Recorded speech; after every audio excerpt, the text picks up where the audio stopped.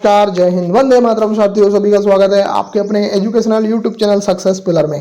देखो, RRB NTPC के लिए ये बेहतरीन मॉक टेस्ट आप लोगों के लिए लाए हैं। साइंस के इंपॉर्टेंट क्वेश्चन, यहाँ से आपके कम से कम 5 क्वेश्चन फंसने की पूरी संभावना है। अगर आप इस वीडियो को पूरा देखते हैं तो आप बताइएगा कि आप कहाँ से इस वीडियो को देख रहे हैं। चैनल को आप लोग सब्सक्राइब करके बेल आइकन को प्रेस कर लीजिएगा।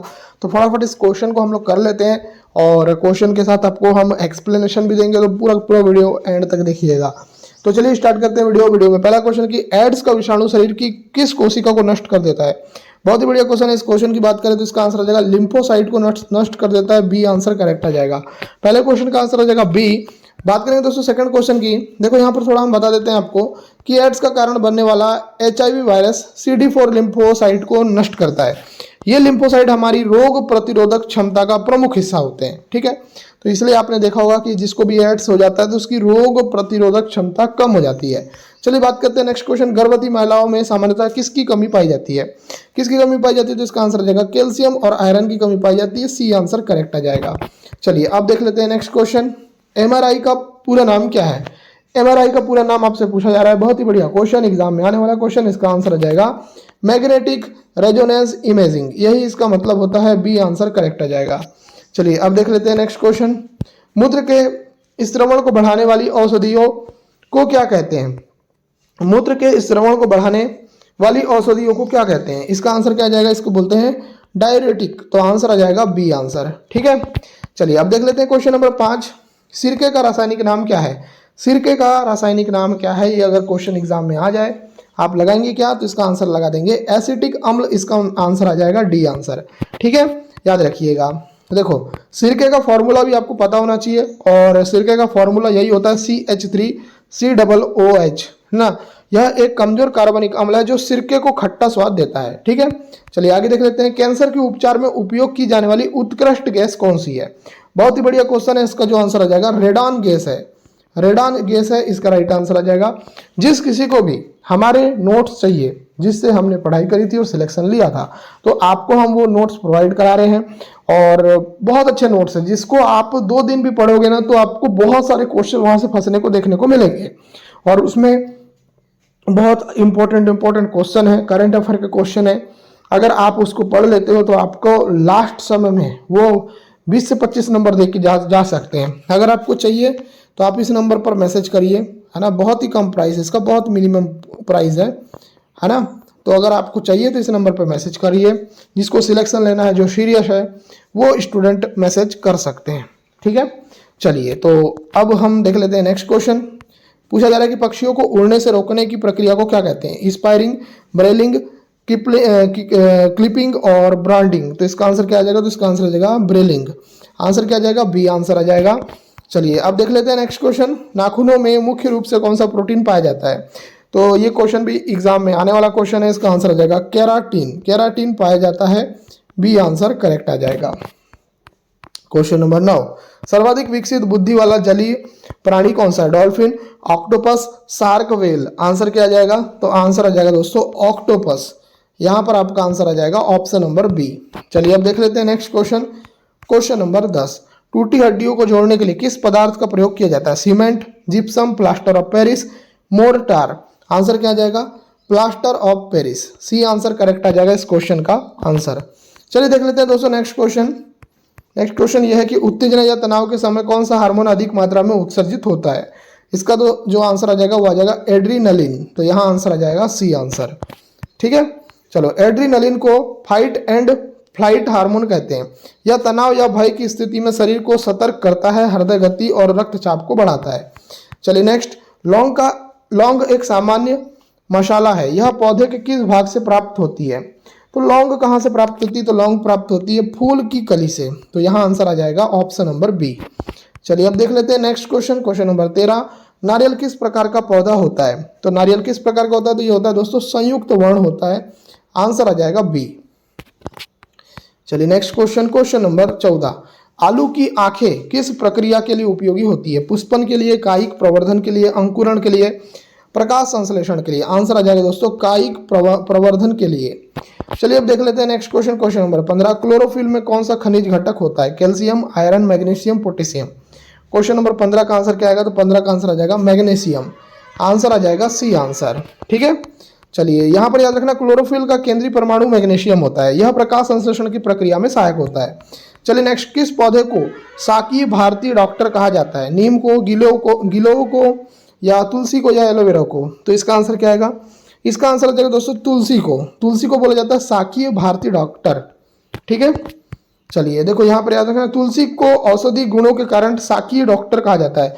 यह एंटीबैक्टीरियल, एंटीवायरल और रोग प्रतिरोधक क्षमता बढ़ाने में सहायक है। चलिए देख लेते हैं नेक्स्ट क्वेश्चन, क्वेश्चन नंबर 17। बंद गोभी का खाद्य भाग क्या होता है? बहुत ही बढ़िया क्वेश्चन है, एग्जाम में आने वाला क्वेश्चन है। इसका जो आंसर आ जाएगा क्वेश्चन नंबर 17 का, वो आ जाएगा डी, कायिक कलिका होती है। आंसर आ जाएगा डी। चलिए अब देख लेते हैं क्वेश्चन नंबर 18। सबसे तेजी से बढ़ने वाला पौधा कौन सा है? इसका आंसर क्या आएगा? तो इसका आंसर आ जाएगा यूकेलिप्टिस है। आंसर आ जाएगा ऑप्शन नंबर बी। चलिए अब देख लेते हैं 19 क्वेश्चन। रेडॉन गैस का मुख्य उपयोग किस क्षेत्र में किया जाता है? बहुत ही बढ़िया क्वेश्चन है, अभी मैंने ये क्वेश्चन आपको बताया है। तो इसका जो आंसर आ जाएगा कैंसर उपचार में, तो आंसर आ जाएगा सी। चलिए अब देख लेते हैं 20 क्वेश्चन, ध्यान से देखिए। ऑक्टोपस में पाई जाने वाली विशेषता क्या है जिससे इसे बुद्धिमान माना जाता है? लंबी आयु, जहरीले दांत, उन्नत तंत्रिका तंत्र, तीव्र तैराकी। इसका आंसर क्या आएगा? इसका आंसर आ जाएगा दोस्तों उन्नत तंत्रिका तंत्र है इसके अंदर, इसलिए इसको हम बुद्धिमान मानते हैं।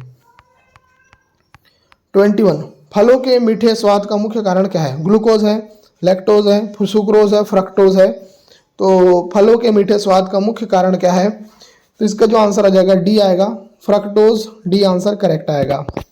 चलिए तो देखो याद रखना, फ्रक्टोज प्राकृतिक शर्करा जो विशेषकर फलों में पाई जाती है, इसे फ्रूट शुगर भी कहा जाता है। ये सबसे मीठी प्राकृतिक शर्करा होती है।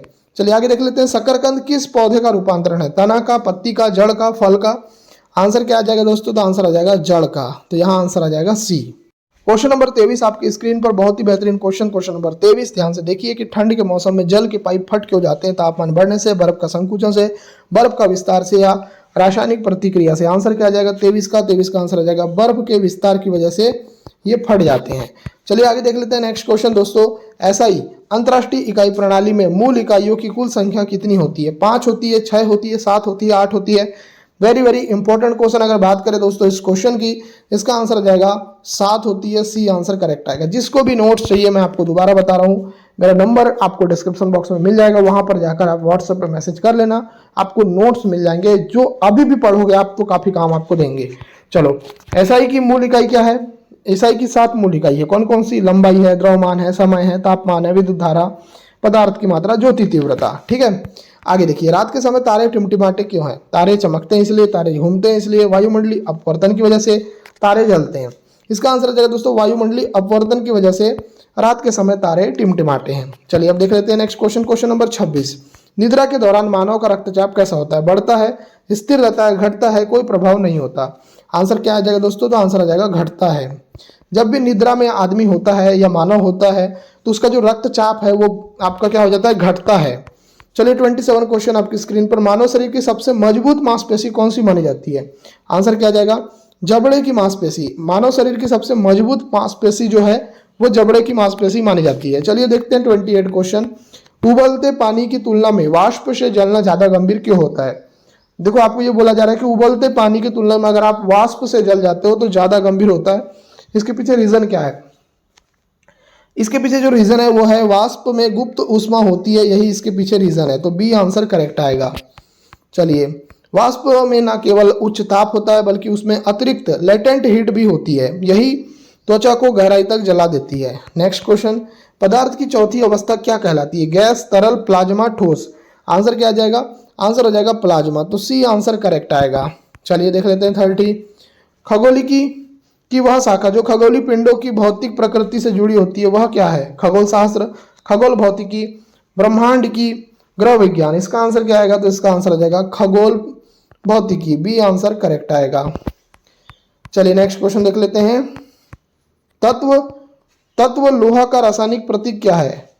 लोहा का रासायनिक प्रतीक क्या है? 31 क्वेश्चन। आंसर आ जाएगा दोस्तों Fe। Fe है, आंसर आ जाएगा Fe। ठीक है, चलिए नेक्स्ट क्वेश्चन। विद्युत मोटर एसी के आविष्कारक कौन थे? कौन थे एसी के आविष्कारक? आंसर आ जाएगा निकोला टेस्ला। तो आंसर आ जाएगा सी। निकोला टेस्ला कौन थे? एसी के आविष्कारक माने जाते हैं।